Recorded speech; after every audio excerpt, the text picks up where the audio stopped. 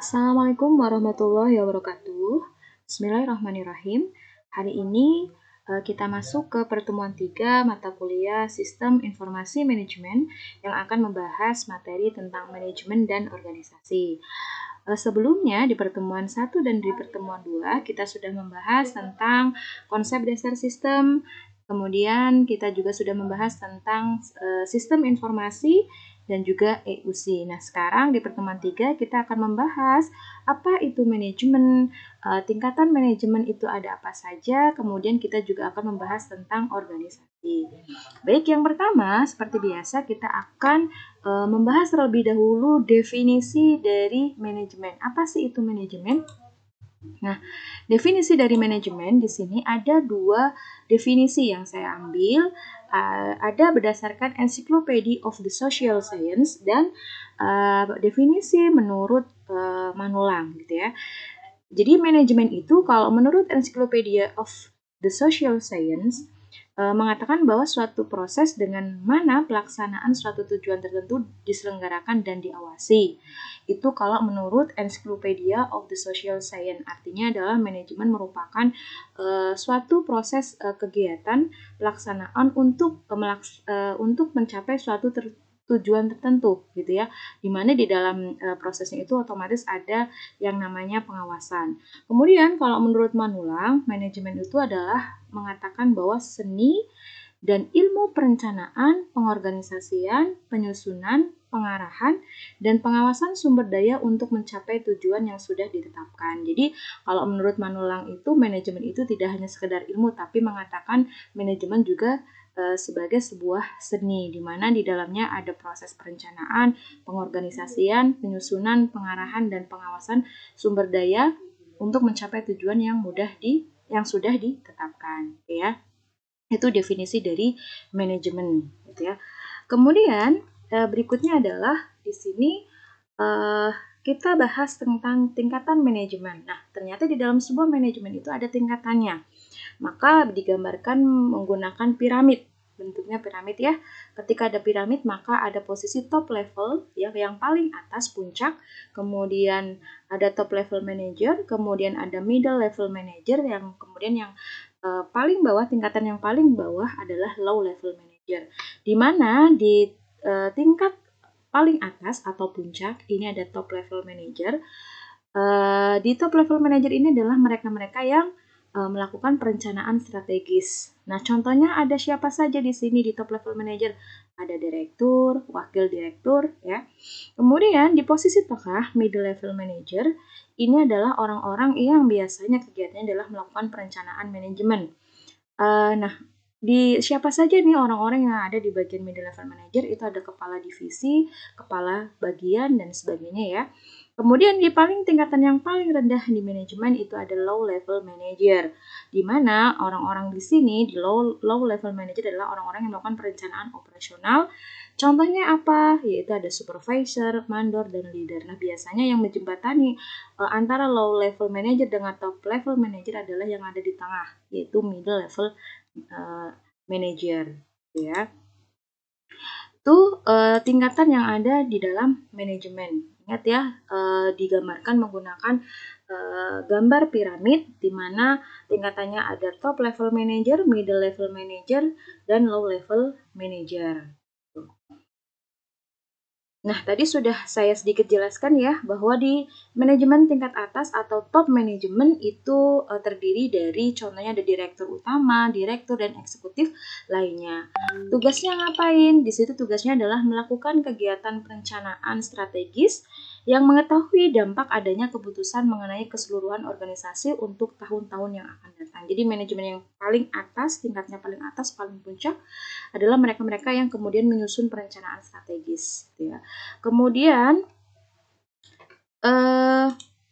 di tingkat menengah atau middle management ini terdiri dari kepala divisi atau kepala bagian dan kepala cabang. Nah, kegiatannya biasanya ngapain? Kegiatannya adalah untuk pengendalian manajemen, kemudian bertanggung jawab menjadikan rencana menjadi tindakan, dan untuk memastikan tercapainya tujuan organisasi. Jadi yang di tingkatan menengah ini adalah orang-orang yang bertanggung jawab menjadikan rencana yang memang mungkin strategi-strategi yang sudah ditentukan oleh tingkat manajemen yang puncak kemudian direalisasikan ya agar benar-benar mencapai tujuan organisasi. Kemudian di tingkat yang paling bawah atau low management, ini contohnya ada supervisor, mandor, pimpinan kelompok atau leader. Nah, kegiatannya ngapain? Mereka adalah kegiatannya mengendalikan kegiatan-kegiatan yang sifatnya operasional. Kemudian bertanggung jawab untuk menjalankan rencana yang telah ditetapkan oleh manajemen tingkat menengah.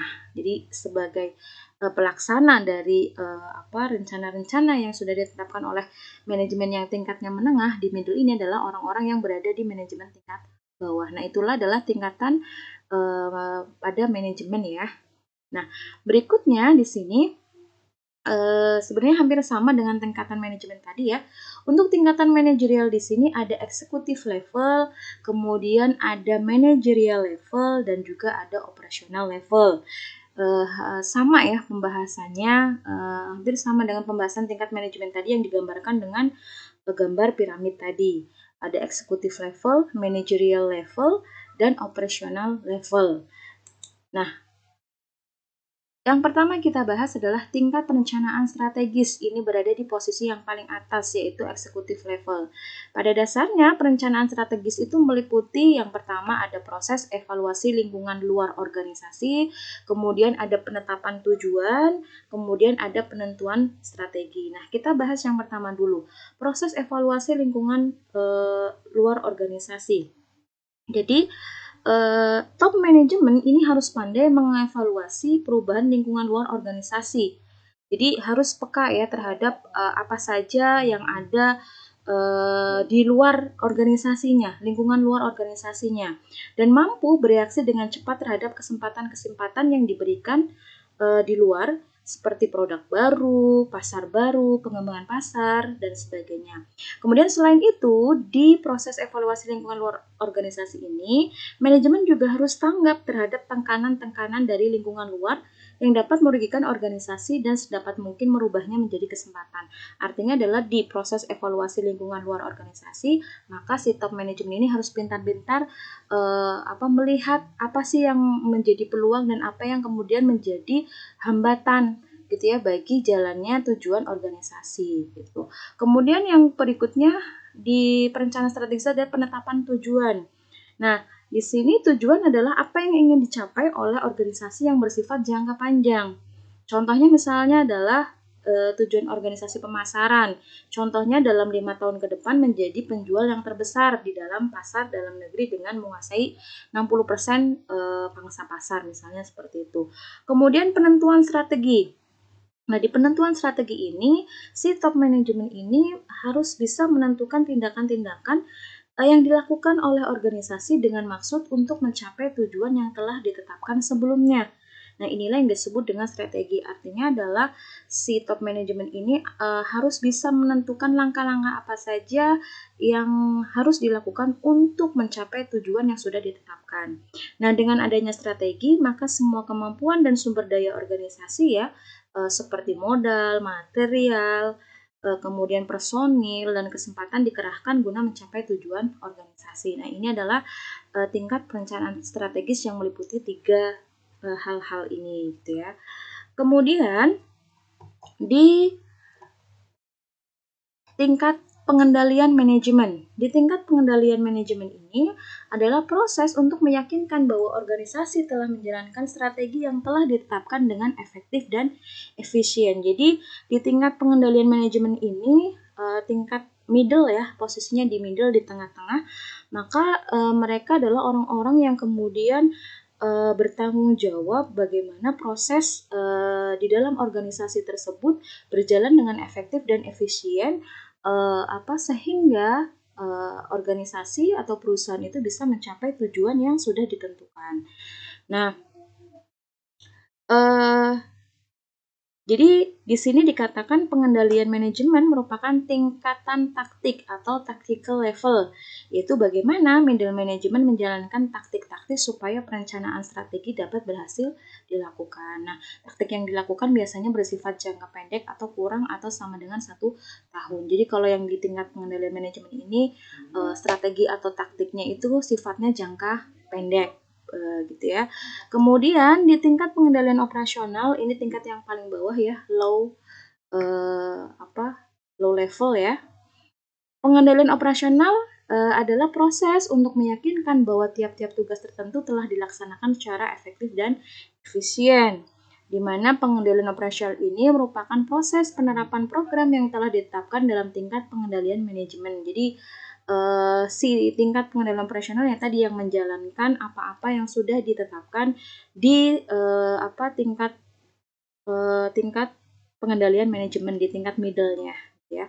Pengendalian operasional dilakukan di bawah pedoman proses pengendalian manajemen dan difokuskan pada tugas-tugas low management.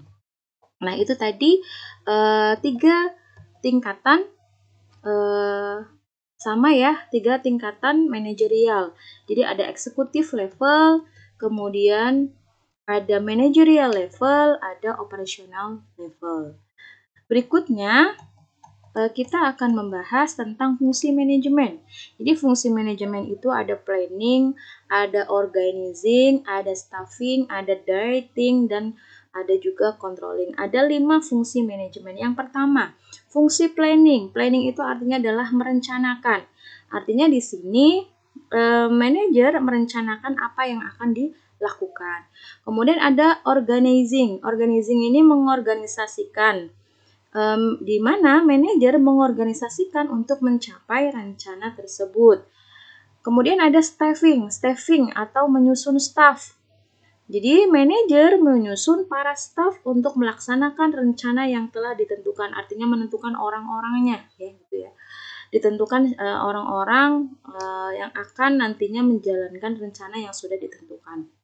Kemudian ada directing. Selain menyusun staff tadi, di sini fungsi manajemen itu ada directing atau mengarahkan, yaitu manajer mengarahkan sumber daya yang ada untuk menjalankan rencananya. Dan yang kelima, fungsi manajemen adalah controlling atau mengendalikan. Jadi manajer juga mengendalikan sumber daya yang dimiliki dan menjaganya agar tetap beroperasi secara optimal. Nah, itu 5 fungsi dari manajemen, ada planning, organizing, staffing, directing, dan controlling.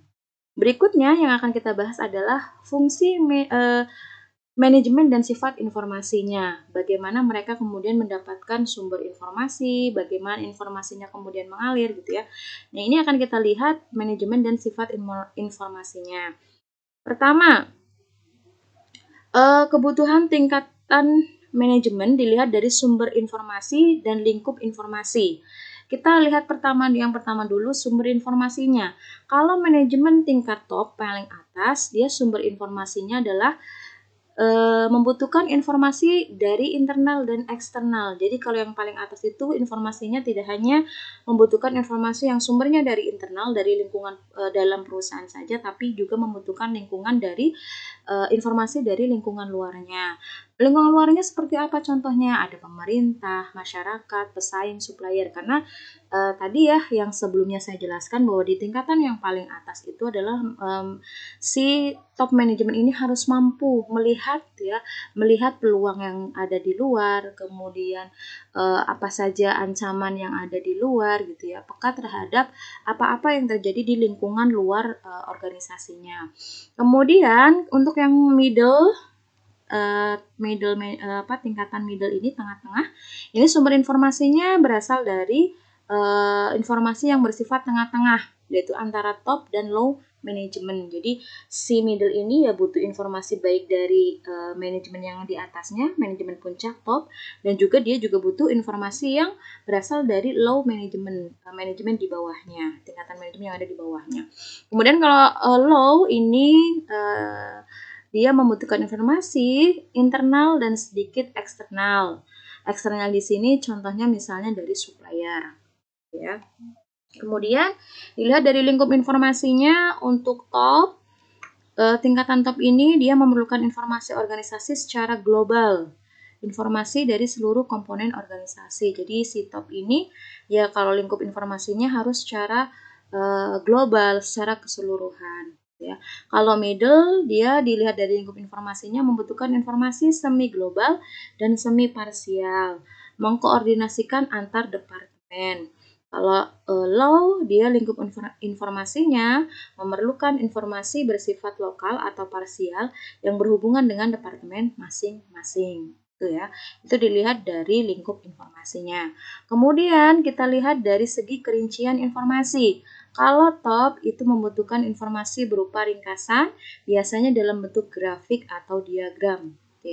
Jadi kalau si top ini membutuhkan informasi-informasi yang dikemas menggunakan grafik, kemudian diagram, karena biasanya informasi dalam bentuk grafik dan diagram itu akan mudah terbaca, akan mudah dipahami, akan lebih cepat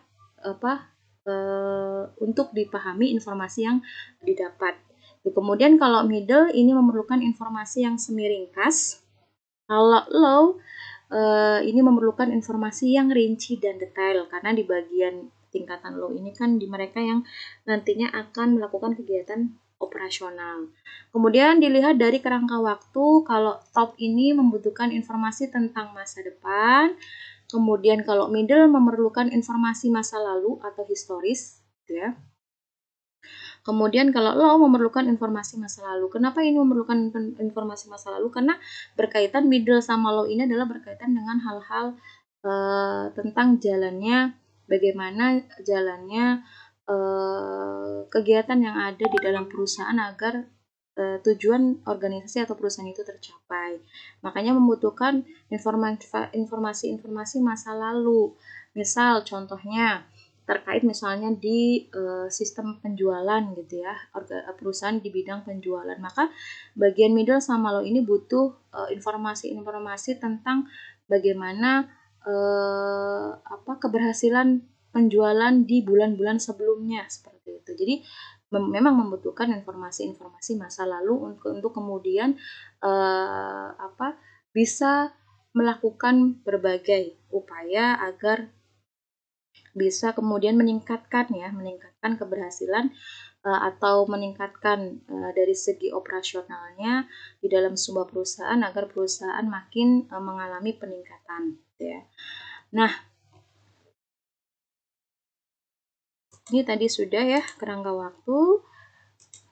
Nah, kemudian ini ada peran manajerial.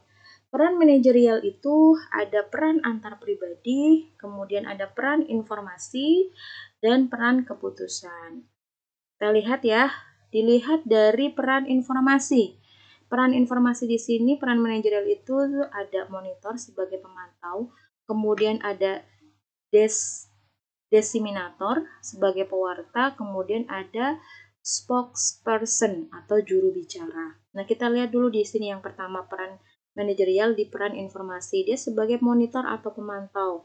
Jadi manajer secara tetap mencari informasi mengenai kinerja unit, kemudian indera manajer mengamati aktivitas internal unit dan lingkungannya. Jadi terus memantau ya. Kemudian ada pewarta atau disseminator. Di sini manajer meneruskan informasi yang berharga kepada orang lain dalam unitnya. Kemudian untuk peran di spokesperson atau juru bicara, ini manajer meneruskan informasi yang berharga kepada orang lain di luar unitnya, seperti pimpinan dan orang-orang di lingkungannya. Kemudian dilihat dari peran antar pribadi, figurehead atau kepala. Jadi di sini peran manajer yaitu melaksanakan tugas-tugas seremonial seperti mendampingi pejabat yang berkunjung meninjau fasilitas yang tersedia.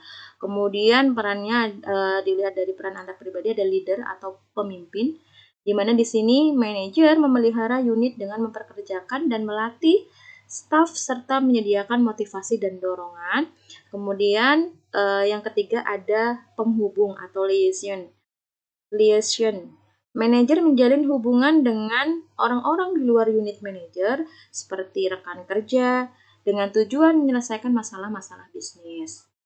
Kemudian yang ketiga, peran manajerial dilihat dari peran keputusan. Ada sebagai entrepreneur atau wirausaha, di mana di sini manajer membuat perbaikan-perbaikan yang cukup permanen pada unit, seperti mengubah struktur organisasi. Kemudian ada disturbance handler atau pemecah masalah. Di mana di sini peran manajer adalah bereaksi pada kejadian-kejadian yang tidak terduga. Contohnya seperti devaluasi dolar di negeri asing yang menjadi tempat operasi perusahaannya. Kemudian ada resource allocation atau pembagi sumber daya, di mana peran manajer di sini adalah mengendalikan pengeluaran unitnya untuk menentukan unit bawahan mana saja yang mendapatkan sumber daya tertentu. Kemudian peran yang berikutnya ada negosiator atau perunding, di mana di sini manajer menengahi perselisihan baik di dalam unitnya maupun antara unit dan lingkungannya. Nah, ini adalah beberapa peran manajerial dilihat dari peran antar pribadi, peran informasi, dan peran keputusan. Nah, kemudian apa saja sih keahlian yang perlu dimiliki oleh seorang manajer? Di sini untuk keahliannya ada seorang manajer itu harus ahli dalam komunikasi, kemudian seorang manajer juga harus ahli dalam memecahkan masalah, karena manajer ini kan dianggap sebagai leader. Kemudian manajer juga harus pandai untuk berkomunikasi. Kenapa? Ya tadi, ketika seorang manajer atau leader atau pimpinan tidak bisa berkomunikasi dengan baik, maka ya bisa-bisa terjadi disinformasi gitu ya, terjadi salah informasi. Nanti akan menyulitkan tercapainya tujuan organisasi tersebut. Kemudian seorang manajer juga harus punya keahlian memecahkan masalah gitu ya. Manajer memecahkan masalah dengan membuat perubahan-perubahan pada operasi perusahaan sehingga perusahaan dapat mencapai tujuannya. Selain keahlian, seorang manajer juga harus memiliki pengetahuan dasar. Pengetahuan dasar apa nih yang harus dimiliki oleh seorang manajer? Pengetahuan dasar tentang komputer. Ya, kenapa? Ya harus memahami gitu ya, apalagi di era sekarang yang era serba digital ya, semuanya serba terkomputerisasi. Ketika manajernya gaptek, ya itu akan menyulitkan seorang manajer gitu ya, karena ya harus tetap memahami pengetahuan dasar tentang komputer gitu ya, karena di era sekarang semua pekerjaan akan lebih efektif, lebih efisien, kemudian akan dimudahkan dengan adanya pemanfaatan teknologi komputer. Kemudian manajer juga harus memiliki pengetahuan dasar informasi, meliputi pengertian bagaimana menggunakan informasi pada tiap tahap dari prosedur pemecahan masalah, kemudian di mana informasi dapat diperoleh, dan bagaimana membagikan informasi itu kepada orang. Nah, itu tadi materi-materi yang berkaitan dengan manajemen ya, terkait tingkatan manajemen, peran manajerial itu seperti apa, kemudian manajer itu harus punya keahlian dan pengetahuan dasar. Berikutnya, materi berikutnya akan menjelaskan tentang organisasi, karena ada kaitannya antara manajemen dengan organisasi gitu ya. Nah, apa sih yang pertama akan kita bahas tentang definisi organisasi? Apa sih itu definisi dari organisasi? Organisasi di sini diartikan suatu sistem perilaku orang-orang yang saling berinteraksi dalam melaksanakan pekerjaan atau tugas. Itu adalah definisi organisasi. Artinya adalah di dalam sebuah organisasi pasti ada banyak orang-orang ya, banyak bagian-bagian yang nantinya akan terlibat yang saling berinteraksi untuk menjalankan pekerjaan atau tugas. Kemudian definisi struktur organisasi di sini ada kerangka dan susunan perwujudan pola tetap hubungan-hubungan di antara fungsi-fungsi. Nah, itu adalah definisi dari struktur organisasi. Nah, untuk struktur organisasi itu sendiri, jenisnya atau macamnya ada struktur organisasi lini, struktur organisasi lini dan staf, kemudian ada struktur organisasi fungsional. Akan kita bahas satu persatu apa sih itu struktur organisasi lini, apa itu struktur organisasi lini dan staf, dan apa itu struktur organisasi fungsional. Nah, ini adalah contoh gambaran struktur organisasi lini, di mana ciri-ciri dari struktur organisasi lini adalah hubungan antara pimpinan dan bawahan masih bersifat langsung melalui satu garis wewenang. Ya, kemudian jumlah karyawan sedikit, kemudian pucuk pimpinan biasanya pemilik perusahaan, kemudian organisasi ini sifatnya kecil, gitu ya. Itu struktur organisasi lini. Nah, ini gambarannya seperti ini ya. Langsung hubungan antar pimpinan bawahan masih bersifat langsung melalui satu garis wewenang ini. Kemudian jumlah karyawannya itu masih sedikit dan puncak pimpinannya itu biasanya memang diambil oleh si pemilik perusahaan, dan ini adalah struktur organisasi lini ini adalah untuk organisasi-organisasi yang masih kecil ya. Kemudian keuntungan sama kelemahannya apa dari struktur organisasi lini? Untuk keuntungannya yang pertama, kesatuan pimpinan berada dalam satu tangan.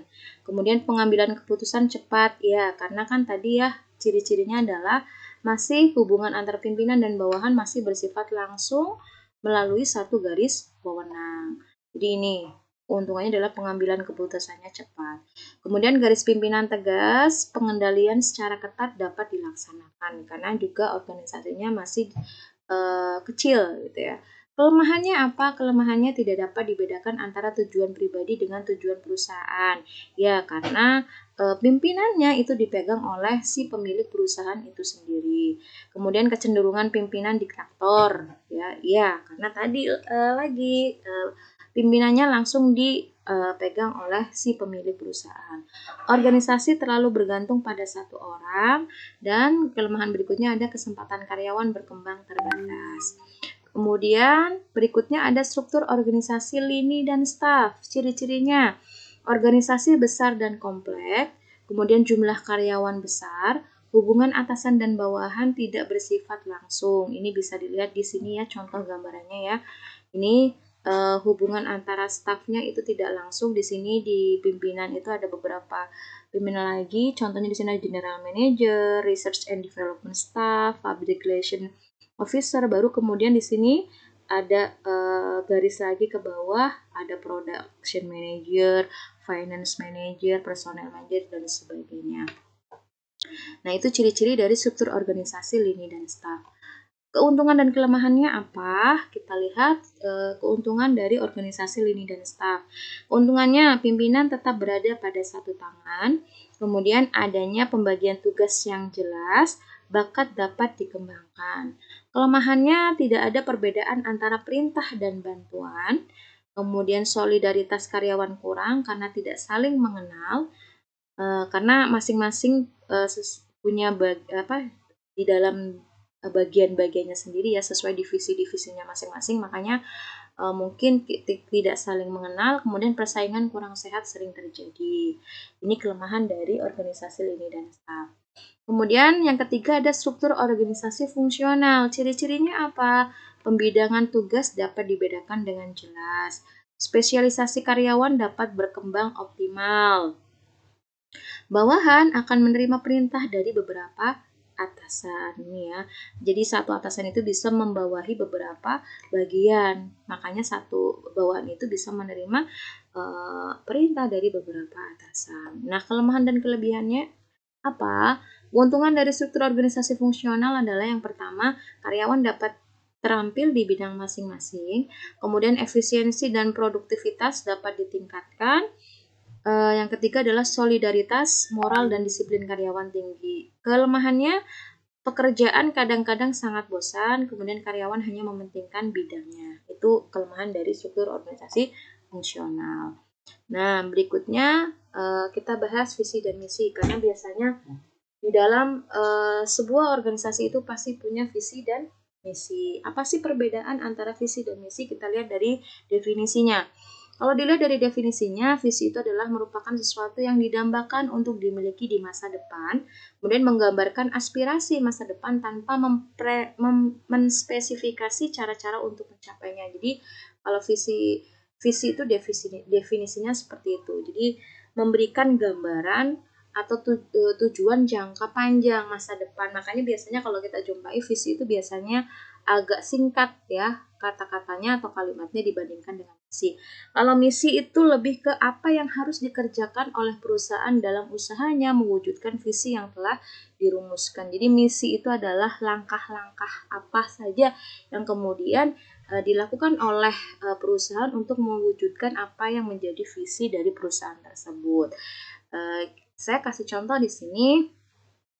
Contoh visi misi perusahaan, visinya menjadi perusahaan telekomunikasi yang unggul dalam berbagai pelayanan.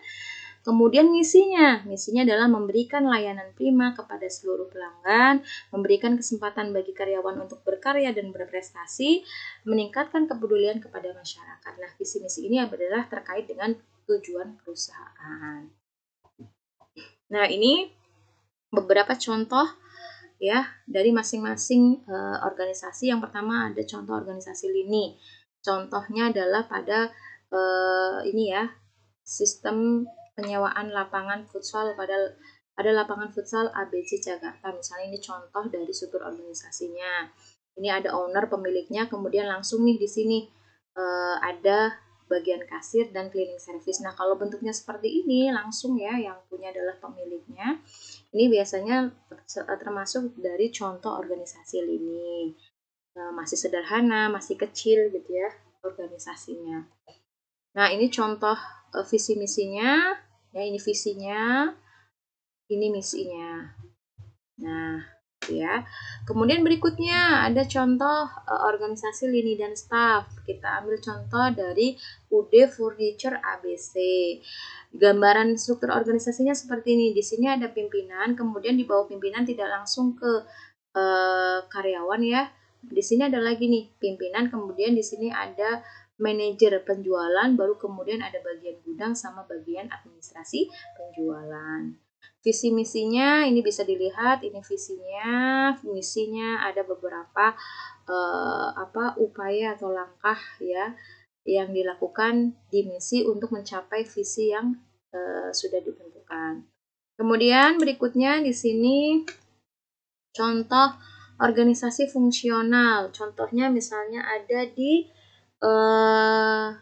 akademi atau kampus misalnya ya, atau misalnya di sekolah. Di sini struktur organisasinya, contoh penggambarannya seperti ini. Di sini ada rektor, kemudian rektor ini ada kaprodi SI, kaprodi TI, kemudian di bawah kaprodi ini ada dosen A, dosen B. Tadi kan salah satu ciri yang sudah saya sebutkan sebelumnya adalah di organisasi fungsional adalah satu bawahan atau karyawan itu bisa menerima tugas dari beberapa atasan. Nah, ini contohnya ini, dosen A bisa saja mendapatkan perintah dari kaprodi TI maupun di kaprodi SI, seperti itu. Visinya bisa dilihat ya, visinya, misinya apa di sini. Nah, oke, itu tadi pembahasan mengenai manajemen dan organisasi. Mudah-mudahan bisa dipahami dengan baik ya, dan sudah tergambarkan apa sih itu manajemen, apa itu organisasi. Terima kasih. Wassalamualaikum warahmatullahi wabarakatuh.